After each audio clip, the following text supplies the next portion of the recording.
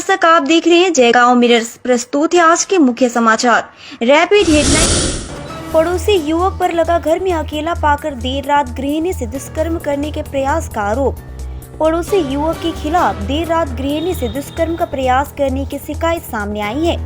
बहू को बचाने के प्रयास में सास भी घायल हो गई। घटना इंग्लिश बाजार थाना क्षेत्र के रायपुर इलाके में बुधवार रात को घटी। घायल गृहिणी और उसकी सास को इलाज के लिए मालदा मेडिकल कॉलेज व अस्पताल में भर्ती कराया गया। प्रभावित गृहिणी के परिवार ने आरोपी पड़ोसी पार्थ पांडे के खिलाफ इंग्लिश बाजार थाने में लिखित शिकायत दर्ज कराई है। पुलिस और स्थानीय सूत्रों के मुताबिक लक्ष्मी पूजा के अवसर पर रायपुर इलाके में मेला लगा था। गृहिणी का पति और परिवार के अन्य सदस्य उस मेले में गए थे। 20 वर्षीय गृहिणी रात को घर पर अकेली थी।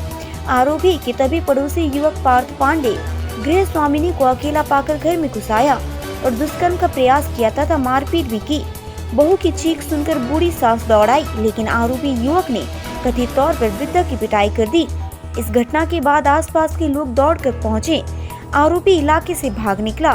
पुलिस के मुताबिक पूरी घटना की लिखित शिकायत के मद्देनजर मामले की जाँच की जा रही है। भारी मात्रा में प्रतिबंधित कफ सिरप के साथ 2 व्यक्ति गिरफ्तार। Siliguri metropolitan police special operation group और प्रधान नगर पुलिस के संयुक्त अभियान में सिलीगुड़ी में लाखों रुपए का कफ सिरप बरामद किया गया। घटना में 2 लोगों को गिरफ्तार किया गया है। आरोपियों के नाम दुलाल चौधरी उम्र 40 वर्ष और दिलीप दास उम्र 46 वर्ष है। कल रात गुप्त सूत्रों से मिली जानकारी के आधार पर एसओजी और प्रधान नगर थाने की पुलिस ने सर्किट हाउस से सटे इलाके में छापेमारी की। पुलिस ने वहां बिजली का बोर्ड लगाकर एक 4 पहिया वाहन जब्त किया। वाहन की तलाशी लेने पर पुलिस ने भारी मात्रा में प्रतिबंधित कफ सिरप व अवैध सामान बरामद किया, जिसका अनुमानित बाजारी कीमत लगभग 5 लाख रुपए है। आज गिरफ्तार लोगों को सिलीगुड़ी अदालत ले जाया गया। पोस्ट ऑफिस की लापरवाही के कारण बुजुर्गों को पिछले 2 महीने से नहीं मिल रहा पेंशन। पोस्ट ऑफिस की लापरवाही के कारण बुजुर्गों को पिछले 2 महीने से पेंशन नहीं मिल रही है। हालांकि संबंधित अधिकारियों ने कहा कि सही आईडी नहीं होने व स्टाफ की कमी के कारण पेंशन में 2 महीने की देरी हुई है। शहर के बुजुर्ग पेंशनर रविंद्र नगर डाकघर के खिलाफ इस तरह की कई शिकायतें लेकर आए हैं। उनका कहना है कि जीवन भर काम करने के बाद रिटायरमेंट का समय आता है तो बुजुर्गों के पास सिर्फ पेंशन के लिए इस तरह से परेशान होना पड़ता है। उन सभी बुजुर्गों तरह तरह की परेशानियों का सामना करना पड़ता है। उनकी शिकायत है कि पिछले 2 महीने से उन्हें पेंशन पाने के लिए तरह तरह से घुमाया जा रहा है।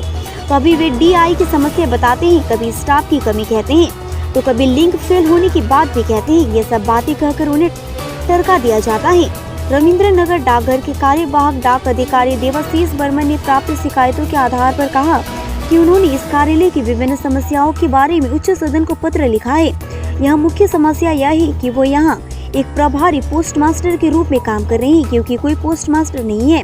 ऐसे में उनके नाम पर कोई आईडी नंबर नहीं है। ऐसे में काम करने में दिक्कत हो रही है। कर्मचारियों की कमी है, फिर भी वो बुजुर्गों का चेहरा देखकर जल्द से जल्द पेंशन दिलाने की कोशिश कर रहे हैं। राज्यसभा सांसद प्रकाश सिंह बड़ाई के फ्लैट पर 3 हथियारबंद अपराधियों का धावा। राज्यसभा सांसद प्रकाश सिंह बड़ाई के अलीपुरद्वार स्थित फ्लैट पर अपराधियों ने हथियारों से हमला किया।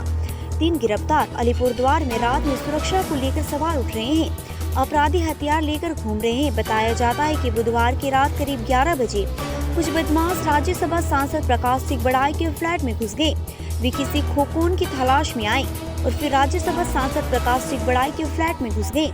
उस समय पार्टी की एक महत्वपूर्ण बैठक उनके फ्लैट में चल रही थी। बैठक में उपस्थित तृणमूल कार्यकर्ताओं ने अपराधियों को पकड़ लिया और पुलिस को सौंप दिया। वहां चॉपर की तरह हथियार के साथ आया था। पुलिस ने उसे बरामद कर लिया। फ्लैट के सचिव नीलांद्री बसु ने कहा कि 3 लोग अंदर आए थे। उस रात करीब 11 बजा था। वे फ्लैट के केयर टेकर को खींचकर लिफ्ट के सामने ले गए, उसे मारपीट की। इसके बाद राज्यसभा सांसद के फ्लैट में वहां गए। एक बैठक चल रही थी। तृणमूल कार्यकर्ताओं ने उन्हें पकड़कर पुलिस के हवाले कर दिया।